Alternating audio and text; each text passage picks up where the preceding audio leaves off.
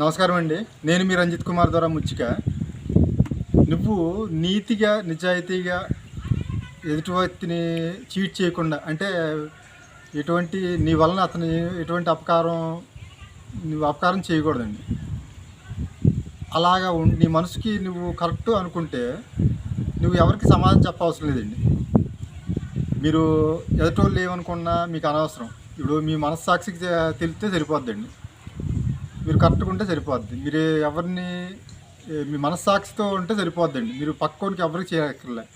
మీ గురించి చెడుగా చెప్పే వాళ్ళకి తప్ప సొసైటీని మొత్తం మీరంటే ఏంటో అందరికీ తెలుసండి. మీరు అనుకోవచ్చు, నేను ఎంత కరెక్ట్గా ఉంటున్నాను, ఎంత బుక్ సూట్గా ఉంటున్నాను, ఇంత నిజాయితీగా ఉంటున్నాను, నేను ఎవరికి ఏ ఒక్కరికి హాని చేయట్లేదు కదా, అపకారం చేయట్లేదు అనుకోవచ్చు. నాకే ఎందుకు ఇటువంటి నిందలు ఇది అనుకోవచ్చు. మీరు అనుకుంటారు సొసైటీ అంతా మీకోసం చెడుగా ఏం చెప్పుకోదండి. మీకోసం ఇప్పుడు ముక్కు సూటుకున్నవాడికి శత్రువులు ఎక్కువటండి. అలాగే నీ గురించి చెడుగా చెప్పే వ్యాప్తి చెందించేవాడు తప్ప మిగతా సొసైటీ మొత్తం మీరంటే ఏంటో తెలుసు. అంత మాత్రాన మీరు దానికే కృంగిపోయి మీరు అంటే ఈ వీడియో నేను ఎందుకు చెప్తున్నానంటే, నిన్నే మా ఫ్రెండ్ ఒకళ్ళు స్నేహితుడు చనిపోయారండి. అలాగే స్ట్రైట్ ఫార్వర్డ్గా నీతి నిజాయితీగా ఉంటే మన ఇబ్బందుల గురించి చేస్తున్నారు, అతన్ని కూడా చాలా హెరాస్మెంట్ చేస్తున్నారని చెప్పి కొంచెం సూసైడ్ చేసుకున్నానండి. దాని మీద ఈ వీడియో చేస్తున్నానండి. నా మీద కూడా పోలవరం పోలీస్ స్టేషన్లో ఒకటి బ్లాక్మెయిల్ కేసు పెట్టారండి. ఏంటంటే ఇలాగే నీతి నిజాయితీలతో ముక్కుసూటిగా ప్రశ్నిస్తున్నందుకు 10 లక్షలు ఇవ్వాలని చెప్పి బ్లాక్మెయిల్ చేస్తానని చెప్పి కేసు పెట్టారు. అంత మాత్రం నాకు బాధ అనిపిస్తుందండి. కాకపోతే ఏంటంటే ఎప్పటికైనా బయటపడద్దండి. మనం వాళ్ళు ఏదో చెప్పారని చెప్పి వాళ్ళు ఏదో తప్పుడు కేసు పెట్టి వాళ్ళు కాలం ఇలా సాగదీసుకోవాలి, అదే ఏంటది కాలాన్ని ఇలా సాగదీసేదని చెప్పి ఏదో అనుకుంటున్నాను. కానీ నిజమనేది ఎప్పటికీ దాగదండి. అబద్ధం ఎప్పటికీ అలాగ ఉండిపోదు. మీరేం భయపడవసరం లేదండి. మనమేంటో మన మనస్సాక్షి తెలిస్తే బాగుంటుందండి. మనం ఎవ్వరికీ అపకారం చేయం. అలాంటప్పుడు ఇప్పుడు ఎవరో ఏదో అనుకున్నారని చెప్పి మనం లోపల మదనపడి బాధపడి మనం మానసికంగా కుంగిపోయి అది ఇచ్చేసే కన్నా మనమేంటో మనం తెలుసు కాబట్టి మన రూట్లో మనం వెళ్ళడమే. మనమేం అడ్డదారులు వెళ్ళట్లేదు, అందరిలాగా చీట్ చేయట్లే.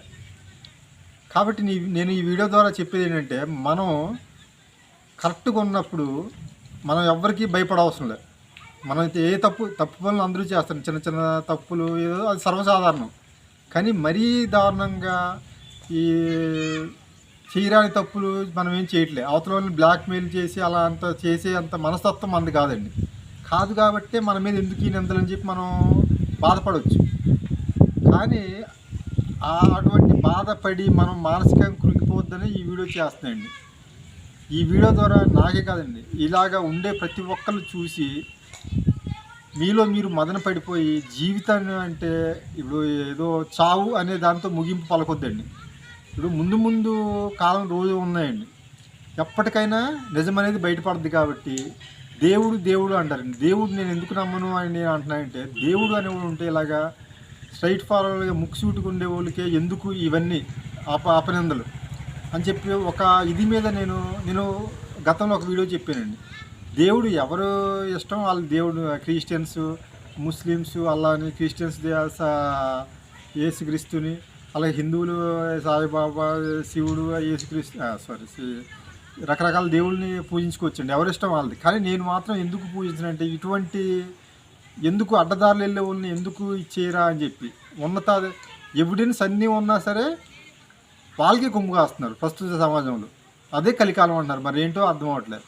కాబట్టి ఈ వీడియో ద్వారా నేను కోరుకునేది ఏంటంటే, దయచేసి ఏ ఒక్కరు కుంగిపోవద్దండి. మానసికంగా ముందు రోజుల్లో మీరంటే ఏంటో తెలుస్తుందండి. ఇప్పుడు ఏదో అంటారండి, బంతిని ఎంత కాలుతో తొక్కాలనుకుంటే అంత పైకి వస్తుందని చెప్పి అంటారండి. దాన్ని ఆదర్శంగా తీసుకొని ప్రతి ఒక్కళ్ళు మానసికంగా దృఢంగా ఉండాలని కోరుకుంటూ ఈ వీడియో చేస్తున్నాం. నమస్తే.